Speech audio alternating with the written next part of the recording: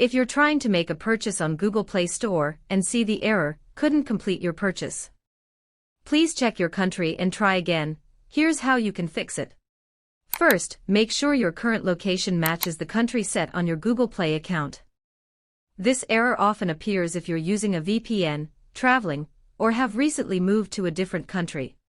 If you're connected to a VPN, disconnect it and try the purchase again. Google Play may block transactions when it detects a mismatch between your actual location and your account's country.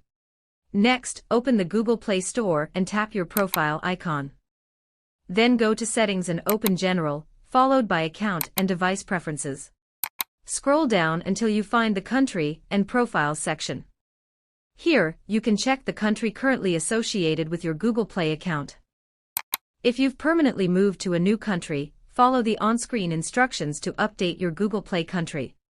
Keep in mind that Google only allows country changes under certain conditions and may limit how often you can switch regions. After updating your country settings, restart the Play Store and try your purchase again. If the issue continues, verify that your payment method is registered in the same country as your Google Play account, since mismatched billing information can also trigger this error. If this tutorial helped you, don't forget to like, share, and subscribe for more tech tips and tutorials.